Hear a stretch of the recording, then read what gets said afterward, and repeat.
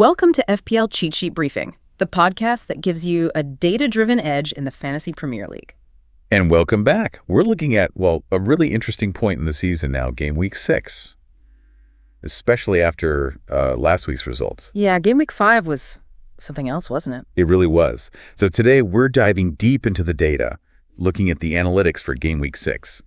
We'll cover the wildcard team, the free hit option, and the differentials wildcard too. Sounds good. But first, I think we have to quickly touch on game week 5 again. Look back at our predictions versus what actually happened. Absolutely essential. We need that retrospective. Let's be honest, game week 5 was pretty much universally low scoring compared to what the models were suggesting. It felt that way managing my own team. So how did our predicted teams actually stack up against the brutal reality? Okay, let's look at the total, all 15 players for each.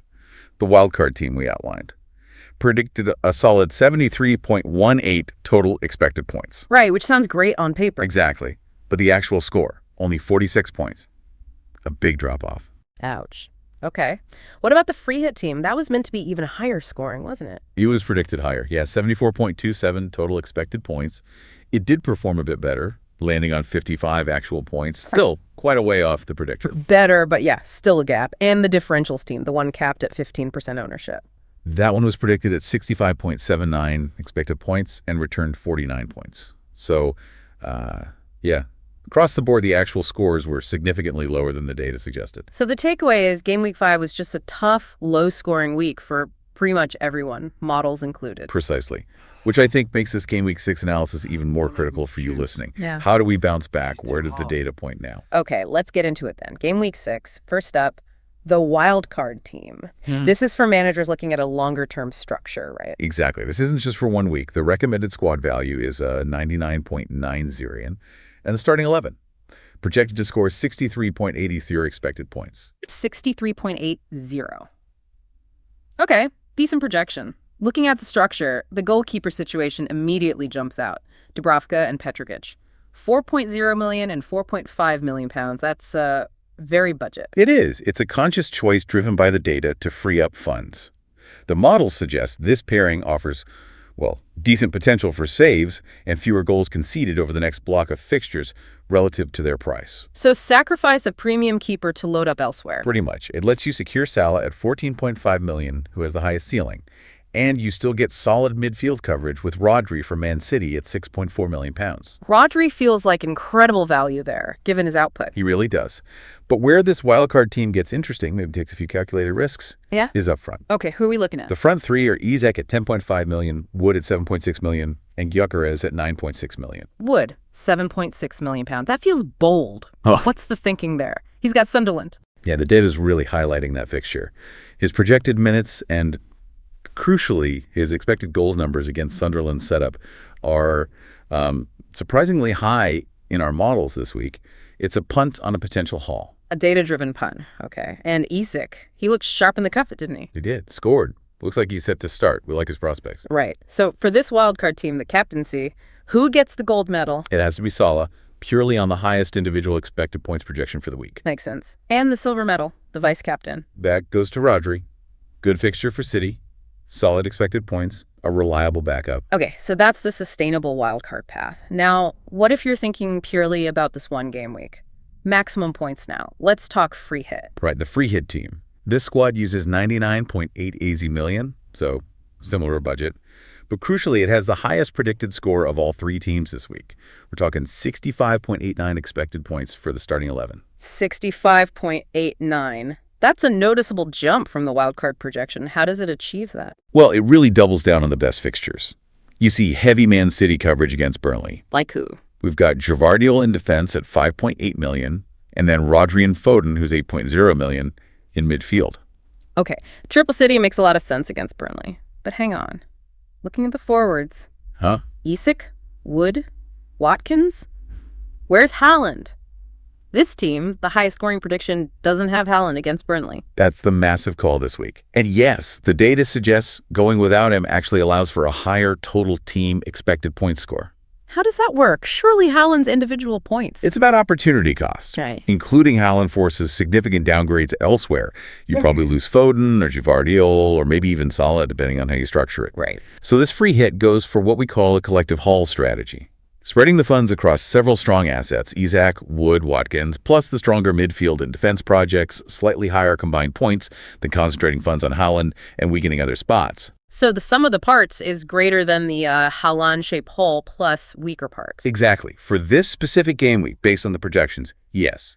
It's a calculated gamble the data backs. That's a fascinating insight. I also see Zinchenko in defense, 4.9 million from Nottingham Forest. Yeah, another fixture-based punt. Looking for that clean sheet against Sunderland allows budget for elsewhere. It underlines the hyper-optimization for just this 1 week. And in midfield, you mentioned Foden and Rodri. Anyone else key? India, actually. £6.5 million. The model is quite bullish on him delivering for Everton against West Ham. He's a key enabler in this setup. Okay, so for this high-octane free hit team, captaincy, still Salah. Yes. Gold medal still goes to Salah. Highest individual floor and ceiling this week. And the vice? Silver medal goes to Foden. Leveraging that great City fixture. Makes sense as the second choice. Right. We've done the long-term wildcard, the 1 week free hit blast. Now for the managers who, well, need to make up serious ground after game week 5. Let's talk differentials. The Differentials Wildcard team. This is the high-risk, high-reward play. The mini-league crusher, potentially. The rules here, every player must have a total selected by percentage TSB of 15% or less, right? Correct. Strict constraint.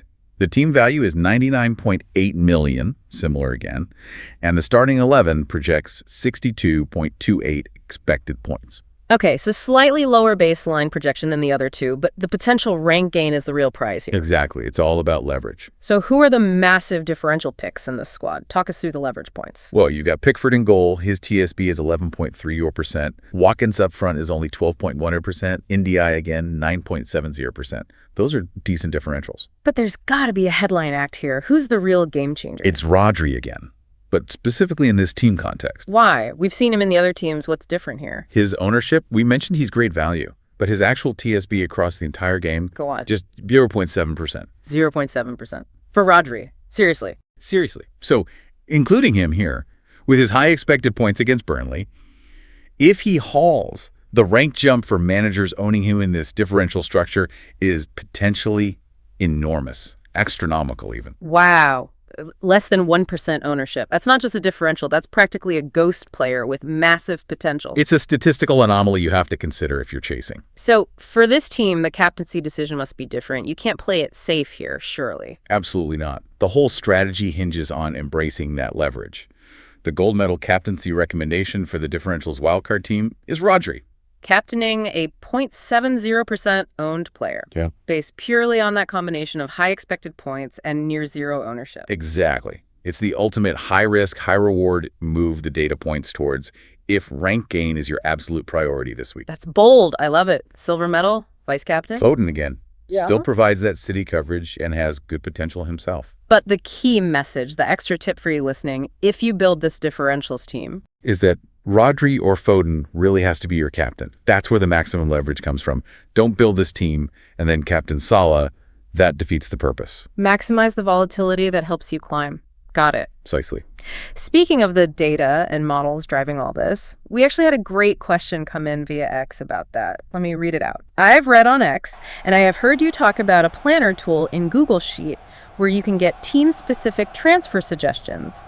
How can I get access to the tool? How much does it cost? Yeah, good question. People are hearing about the planner, and yes, our developers are, they're building something really exciting, an FPL planner tool. And it uses these expected points calculations we've been talking about. Exactly. It takes our calculated expected points, estimates the chance of players starting the next game week, and generates tailored transfer suggestions for your specific team. Okay, so the listener asking, can they jump in and use it right now, see what it says about their team this week? So here's the current situation. It's in a beta release phase right now, which means, unfortunately, not everyone can access the actual Google Sheet tool just yet. We're still testing and refining. Right, okay, beta phase. But UT, and this is important, everyone can still get team-tailored suggestions right now for free. Oh, how do they do that? Easy. Follow FPL Cheat Sheet over on x.com. Look for our weekly post. We put one up asking for team IDs.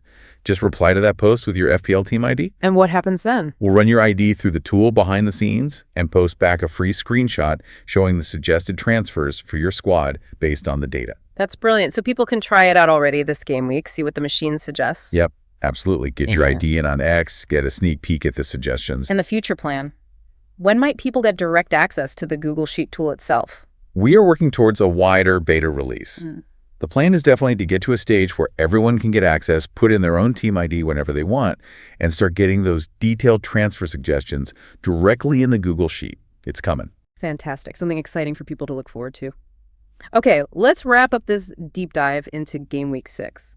If we boil it all down, what's the core data takeaway for managers this week? Well, reflecting on that tough Game Week 5, the data really presents two quite distinct paths for Game Week 6.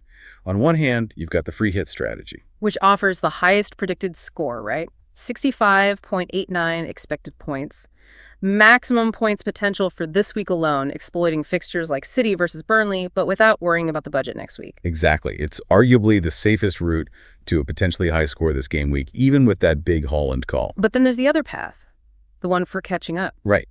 If Game Week 5 hits you hard and you need to climb ranks fast, the data points towards that Differentials Wildcard strategy, especially focusing on the massive leverage offered by Rodri at just 0.70% ownership. The potential upside there is huge, even if the baseline prediction is slightly lower. So it really comes down to your own situation and risk appetite, doesn't it? Which leads us to the final thought for you, the listener, as you mull over your transfers. After the, frankly, chaotic results of Game Week 5, where do you stand? Does the data make you want to play it safe, maybe stick with popular picks like Salah and wait for things to stabilize? Or is this the week?